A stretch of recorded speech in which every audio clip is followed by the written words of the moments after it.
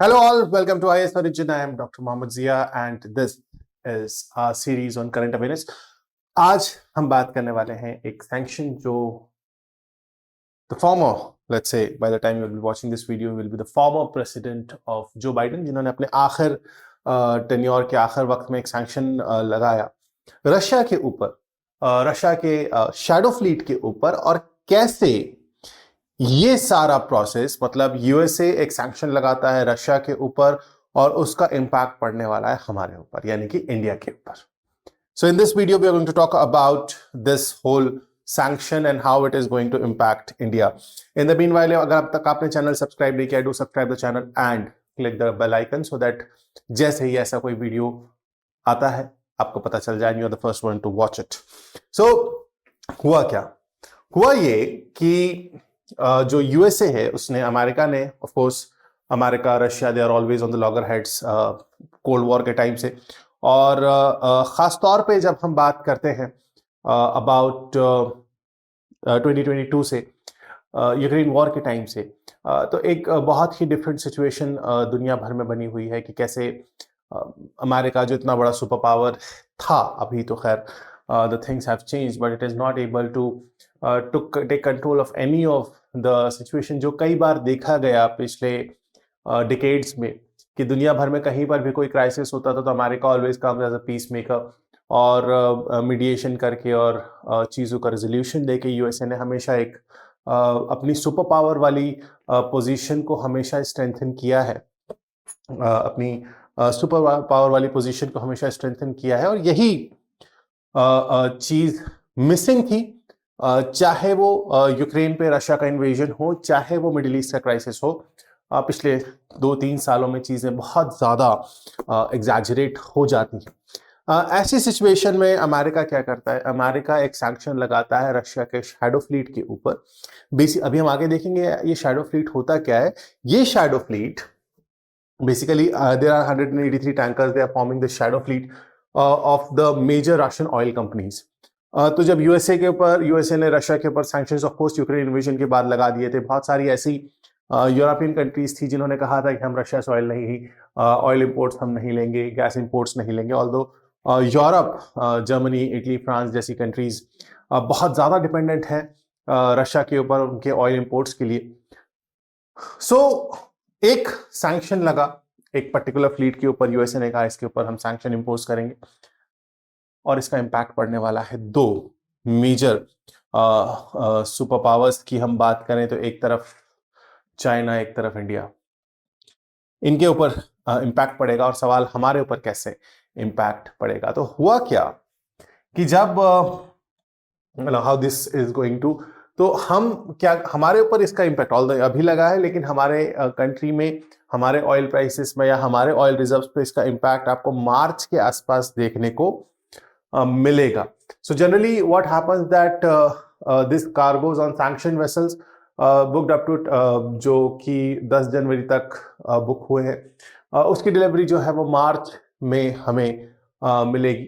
But इससे ज़रूर जो हम एक एडवांटेज सिचुएशन में थे कि हम मॉस्को से हमें बेनिफिट्स मिले हुए थे, जिसकी वजह से हम क्या कर रहे थे, हम सस्ता कंपैरेटिवली जो क्रूड ऑयल है हम उसको कुछ कंसेशंस पे ले रहे थे. वो कहीं ना कहीं इंडिया और रशिया का जो ट्रेड है उस पर इम्पैक्ट इसका पड़ेगा. इसका इम्पैक्ट ऐसे पड़ेगा कि हम अपने ऑयल रिक्वायरमेंट्स का 85% जो है वो इंपोर्ट करते हैं. जो भी हमारी ऑयल रिक्वायरमेंट्स है, जो भी हमारी ऑयल डिमांड है, उसका हम क्या कर रहे हैं, 85% क्रूड ऑयल क्या कर रहे हैं, हम इंपोर्ट कर रहे हैं. We are the third largest consumer of crude oil in the world.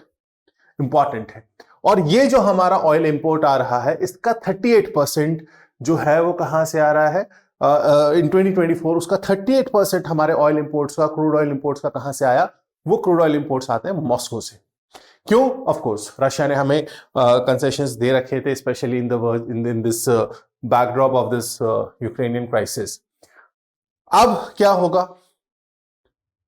Russian oil supply कम होगी, हमारी रिक्वायरमेंट तो कम नहीं हो रही ना, thanks to easily available car loans. हमारे यहाँ व्हीकल्स और कार्स एंड क्विक कॉमर्स, बहुत सारी ऐसी चीजें हैं जिन्होंने ऑटोमोबाइल की सेल बढ़ाई है.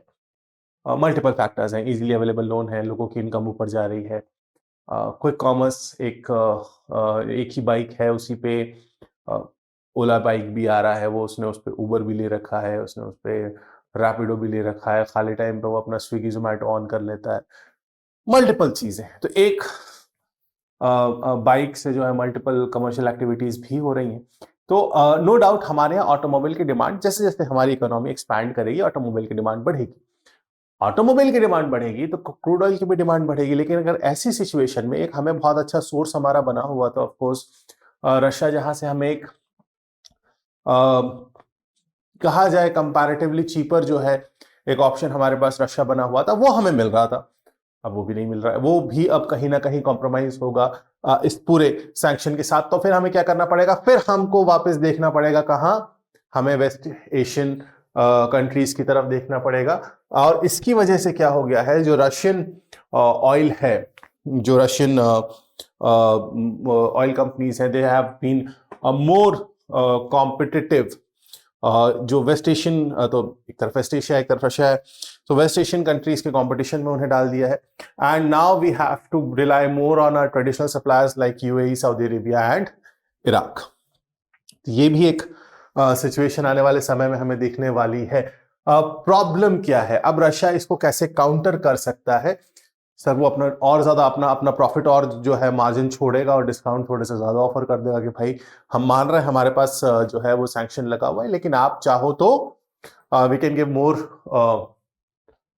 Discount. So Russia might price crude below 60 per barrel, $60 per barrel, और वेस्टर्न शिपिंग को यूज कर सकता है ताकि वो प्राइस कैप को जो है वो मेंटेन कर पाए।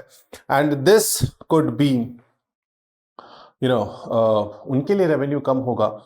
एंड लेकिन जो इंडिया और चाइना, क्योंकि यहाँ से ये दो लोग हैं जो रशिया से जो है ऑयल इंपोर्ट्स ले रहे हैं, तो इंडिया और चाइना जो है इस कॉन्टेक्स्ट में क्या होंगे, उनके साथ जो रशिया अपने ट्रेड रिलेशंस स्टैब्लिश मेंटेन रखना चाहेगा। भले ही उसको कम प्रॉफिट्स अर्न करने पड़े, भले ही उसको कम प्रॉफिट्स अर्न करने पड़े, उसको ये करना पड़ेगा। Now what is this shadow fleet? Sir इतनी देर से बात कर रहे हैं, असली कहानी यहाँ पे। तो so this shadow fleet comprises of aging tankers which avoid western price cap, क्योंकि वेस्ट एक डोमिनेंस क्रिएट करना चाहता है खास तौर पे ऑयल, क्योंकि अभी भी भले ही आप बोलो सर ऑयल आने वाले टाइम पे वाइप आउट हो जाएगा, एक्सेप्टेड ईवीज का दौर आएगा, लेकिन फिर भी अभी it is too early to say कि ऑयल इकोनॉमी खत्म नहीं, अभी है, वक्त है, 30 40 50 साल का समय है कि ऑयल बेस्ड इकोनॉमी रहेगी। हाँ, उसके बाद ऑयल क्राइसिस आएगा। अभी आप ये एक्सपेक्ट कर सकते हैं कि when Trump will take charge, because USA के पास भी बहुत बड़ा जो है ऑयल रिजर्व है, लेकिन अभी तक यूएसए अपना ऑयल रिजर्व को यूज नहीं करता है। हो सकता है ट्रम्प के आने के बाद जो ऑयल रिजर्व्स हैं यूएसए उसका एक्सप्लोरेशन स्टार्ट करते हैं। That is something which is crucial in this context.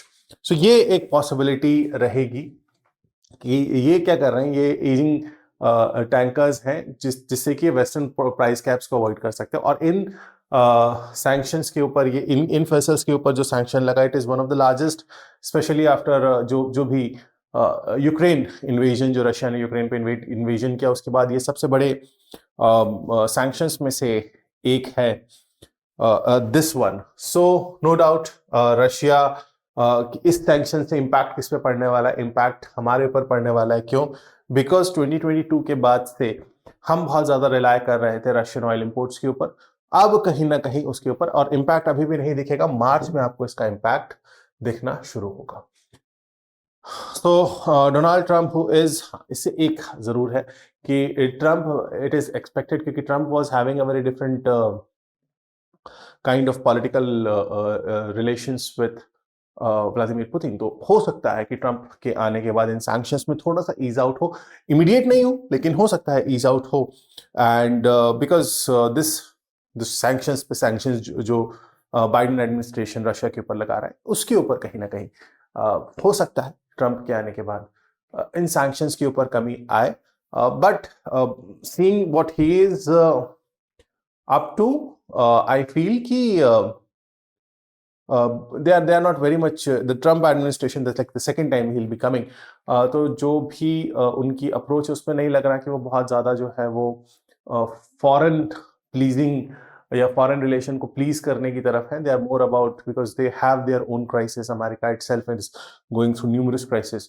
तो उसको कहीं ना कहीं उस पर फोकस रहेगा. लेकिन हाँ, फिर भी ये माना जा सकता है कि ट्रंप के आने के बाद ये जो सैंक्शंस वगैरह वाला सीन है रशिया के साथ, इस पे कहीं ना कहीं थोड़ा सा ब्रेक लगेगा. तो खैर बेनिफिट हमारा होगा. Thank you so much for watching this video.